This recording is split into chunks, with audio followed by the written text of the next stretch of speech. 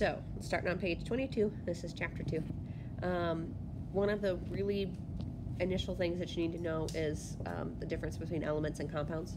So elements are a class of matter or atoms that can't be broken down easily. So you should know what the parts of an atom are. Protons, neutrons, electrons. The proton has a positive charge, the neutron's neutral, and their mass is about equal to each other. The electrons are really super tiny, so they have a really small mass, and they have a charge of -1. Okay, so you have a neutral atom if you have the same number of protons and electrons. If you don't have equal number of those, then you have an ion. Okay, this is just some basic chemistry terminology that you should know. But matter is anything that takes up space and has mass. Okay, so this is pretty much everything that we're aware of. Mass being an object's weight. Matter has 3 different states. It can be solid, liquid, gas. There's a 4th state that we don't usually talk about that's called plasma. Don't ask me questions about that because I don't know about it. But if you really want to know, let me know and I might find a video about it instead of doing other things over the weekend.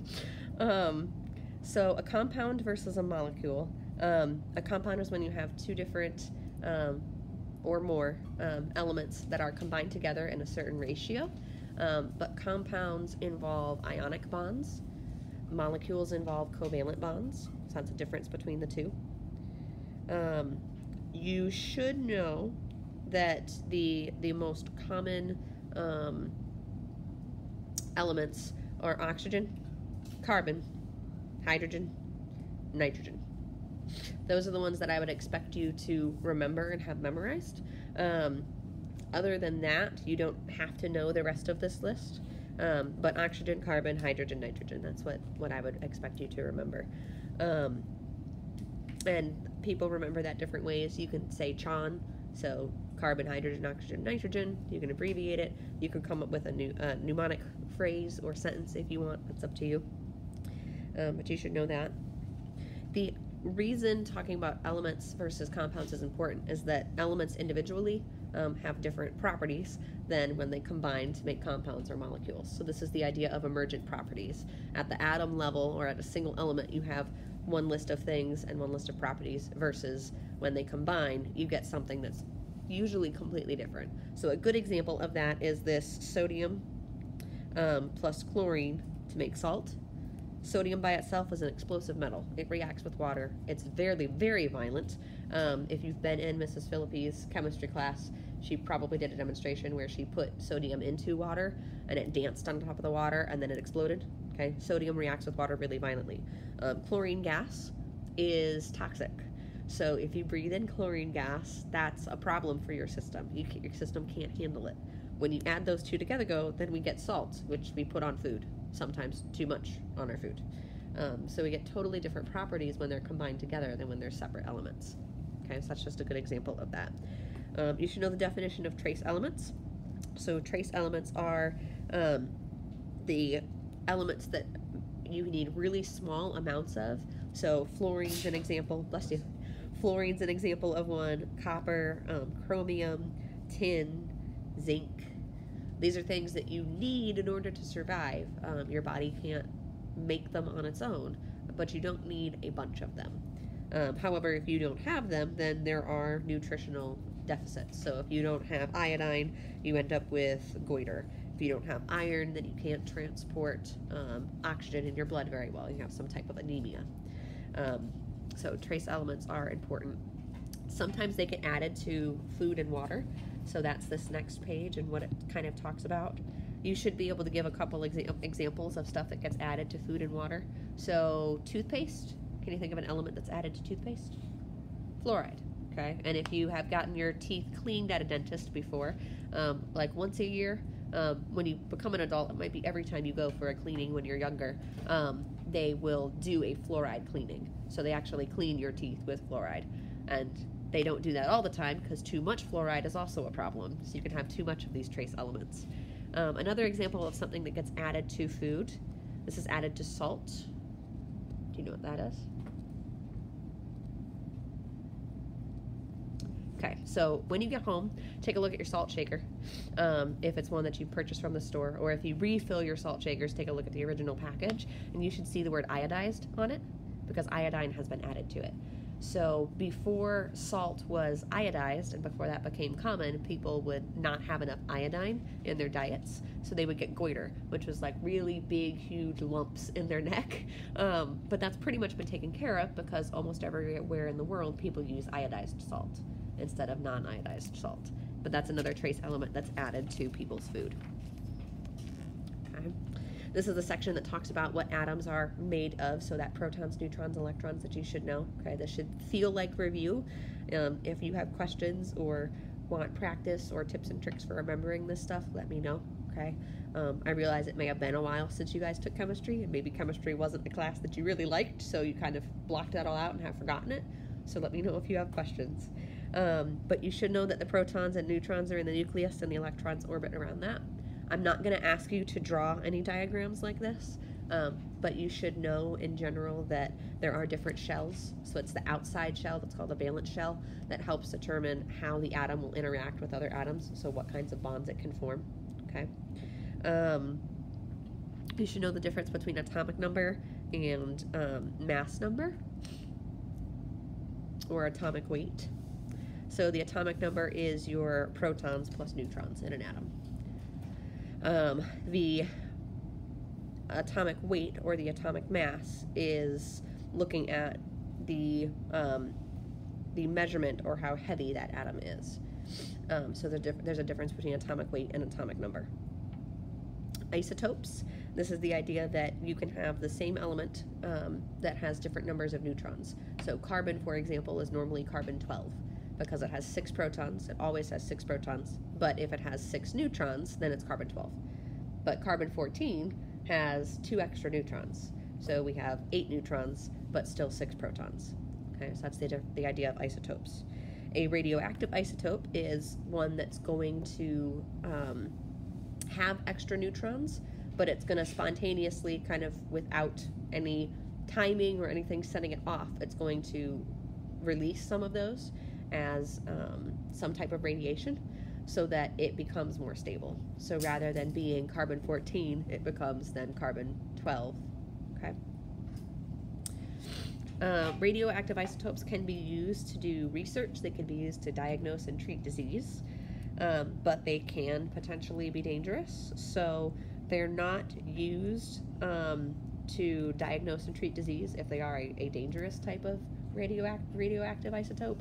So like uranium, not used because that's fairly dangerous. The radiation levels are pretty high from that. But PIB is the abbreviation for a different type of radioactive isotope that is used to diagnose and sometimes help treat disease. The reason that works is that we can trace radioactive isotopes, so we can see where they end up or where they're stored in the body if they're ingested. So then we can use them to identify, okay, here's a place where the body's using this isotope, using this element. So that might be a site we need to focus on or target as an example. So you may have heard of Chernobyl before. Anybody heard of that? Yeah? Okay. That was a huge explosion for a nuclear reactor in Ukraine. There are still effects from that for the people who live in that area.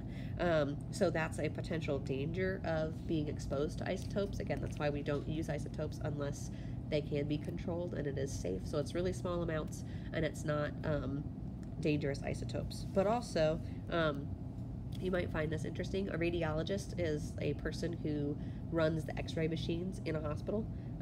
They can only have their job for so long. They can only perform so many x-rays before they have to find a different job, because I don't know if it's the FDA or what governing body in the US controls this, but you're only supposed to be exposed to so much radiation. X-rays are a type of radiation. So if you're running the machine all the time, even if you wear a lead apron and you try to limit your exposure to it, you still get some extra exposure. So they can only run so many before they have to find another job. So not that I think that typically happens before they're done working and before they'd want to retire anyway, but that is something that they have to keep track of, how many scans they've run while they've been working. Okay. Chemical bonds. What are different types of chemical bonds? Go. Ionic and covalent. Ionic and covalent bonds, those are the ones that we talk about most often. So basic differences between those. Covalent bonds share electrons, ionic bonds transfer electrons. You should know the differences between those. Of those two, the one that's stronger are covalent bonds. Covalent bonds are stronger bonds. But that it also helps you figure out whether you have a molecule or a compound. So again, molecules have covalent bonds and compounds have ionic bonds. That's the difference between the two. Okay. So carbon, for example, how many outer electrons does it have? You can look up on the screen. It's up on the screen. 4. So 1, 2, 3, 4, right? So how many covalent bonds could it form? 4, okay? Because it can pair with 4 other electrons. That could be single bonds, so it's going to pair with 4 other atoms, or it could be double bonds, so it could pair with 2 and share 2 sets of electrons with that. So like CH4, methane, that's 4 single bonds. CO2, carbon dioxide, is 2 double bonds. Okay. Carbon can form up to a quadruple bond, which doesn't usually happen because of bond angles, but we're not going to get into that. You don't have to know about bond angles, you don't have to know about the geometry of stuff, but you should know that the ability of an atom to bond does help determine an overall molecule shape. So its shape is determined by the types of bonds that it's able to form. Okay. This is looking a little bit more at covalent bonds, the idea that they join atoms through sharing electrons. So if you don't remember what that looks like, you can take a look at this and take some more notes from this. You should know that covalent bonds can be polar or non-polar, so they can share equally, or they can not share equally. So I was the oldest, and if you have siblings, you may have something that you and your siblings fight over sharing. Maybe that's the front seat, maybe that's the video game console, maybe that's the computer that you guys have at home. Maybe it's, I don't know, something else. I can't think of other good examples right now. But a bond that is nonpolar is where the electrons are shared equally. So when oxygen bonds to itself, they pull on the electrons equally. So that's a nonpolar bond. A polar covalent bond is where they're not shared equally. So that means that there's a slight charge to the molecule. Water is a good example of that. So this is what the water molecule would look like. The oxygen has a slight negative charge because it pulls on the electrons more, so the electrons hang out there more. Remember, electrons have a negative charge. And because the electrons are hanging out with the oxygen more than they are with the hydrogens have a slight positive charge. So when you have different molecules that have slight charges like this, then you can have hydrogen bonds. So the negative charge here is able to bond with another molecule that has a slight positive charge, so they're attracted to each other that way. That's another type of bond. And there's more about that later. Ionic bonds, again, that's the idea that you transfer electrons. So we talked about sodium and chlorine combining to making salt. The outside electron on the sodium joins the outside electrons on the chlorine, so it's completely transferred and it's moved, which means you have a positive sodium ion and a negative chloride ion. Now you have salt. Okay?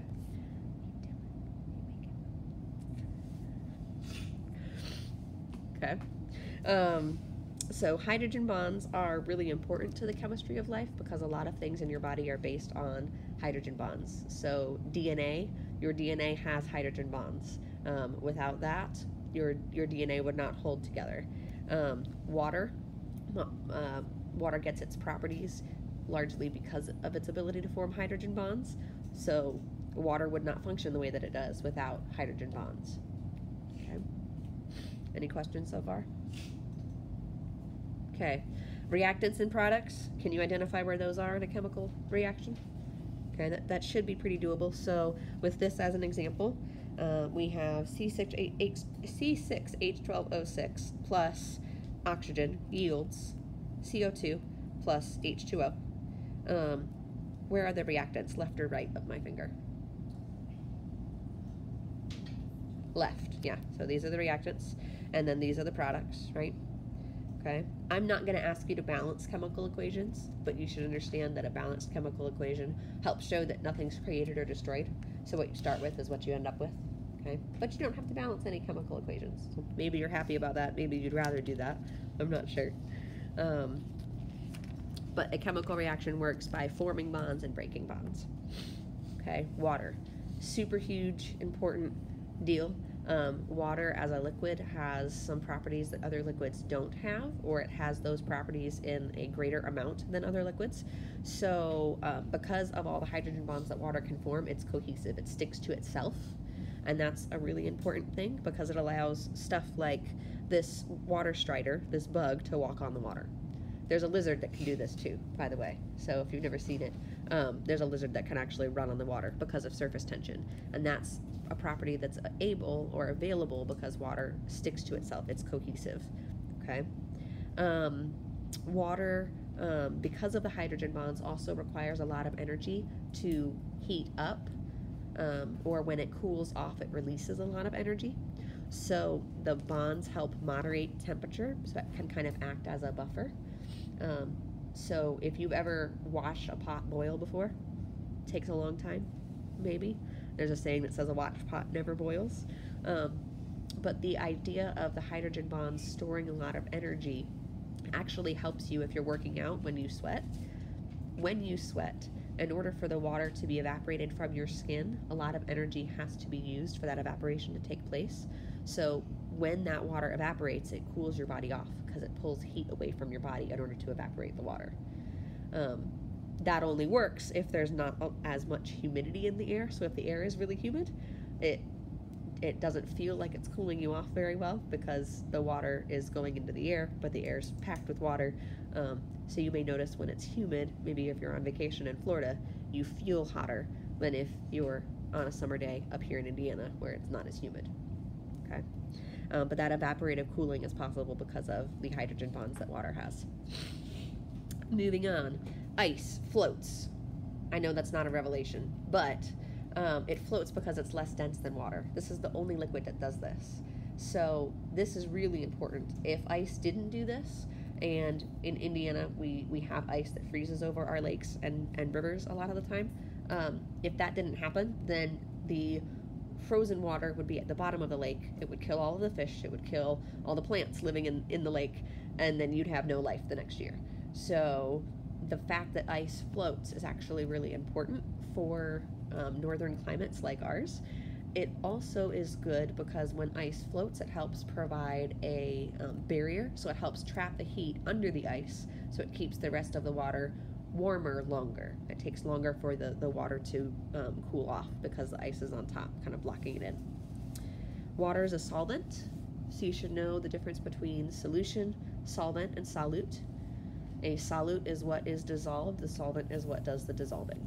So if you put salt and sugar and water, the salt and sugar are the solutes, and the water is the solvent. Well, water is called the solvent of life, kind of as a nickname, because it can dissolve a lot of different things, and water is present in every organism. So without water, we would not have life. Again, water has a lot of unique properties. Okay. pH. How many of you feel like you're familiar with the pH scale? Yeah? No? What number is neutral? Okay, and if we have a low number between 1 and 7, how would you describe that? Acidic. And if you have a number between 7 and 14, then it's basic. Okay, that's in general what you should know. I'm not going to ask you what the pH of bleach is or the pH of ammonia. Okay, you don't have to have any of that kind of stuff memorized. Pure water is neutral though. So it's got an equal balance of hydrogen and oxygen, and hydrogen and then hydroxide ions. That's the H and the H plus and the OH negative ions. You should know this already from talking about pH before, but in case you weren't aware, when you go from one number to the next, it's increased or decreased by a factor of 10. So if we're looking at, let's say human saliva, which has a pH of 6, versus pure water, 6 to 7 is an increase in pH by a factor of 10. Okay. So it's not just a single number. that make sense? Maybe. Okay. The reason talking about pH for biology is particularly important is the idea of coral reefs and coral reef ecosystems. So this is something that gets brought up probably in every biology textbook that's been printed in the last 20 years, because scientists have been studying this for a while, but pH affects coral reef systems, especially because coral reefs are very sensitive to changes in pH. So because the CO2 levels are rising, the coral reefs are affected by increasing pH. CO2 that's in the air dissolves into the water. That increases the pH of ocean water. So that means that it affects the coral reefs. So one question is, how much can that happen before we no longer have any coral reefs? And if you've done any study on this or seen anything in the news about this, a lot of environmentalists are concerned about this because coral reefs are huge habitats and safe zones for a bunch of different species that we only see at coral reefs. We don't see them other places. So if we're worried about things going extinct, we should be worried about the coral reefs. And you may or may not know this, but biologists are now predicting another extinction. There have been five mass extinctions so far. They're predicting another one because of the way the environment is changing, because of the way the climate is changing. Okay, if we're gonna find ET, if we're gonna find aliens or extraterrestrial life, then we really need to be looking for water. So this section kind of talks about that. I'm not expecting that you're gonna have notes from this section because you don't have to know this. I think there's one question in one of the online assignments that asks about that, but we're looking for evidence of there being water someplace. So there has been evidence of water on Mars, but we've never found like lakes and ponds and streams. That's not been found on any planet yet. There's frozen water on a lot of planets, but it has to be water that's liquid, not solid. So we're still looking for a planet that does actually have the right characteristics or qualities to sustain life. Okay? That's chapter 2. A really good summary of the chapter, if you didn't notice this before, is always at the back. It takes each kind of main idea and gives a couple of bullet points about it, or maybe a couple of examples. So you can use this as you review, or as you look at the main ideas to see if you understand them or not. I would recommend that you try to fill in something like this in your head to see if you get it or not. And these questions at the back can be helpful to check your understanding and your knowledge as well, in addition to the section review questions. I'm going to stop the video now.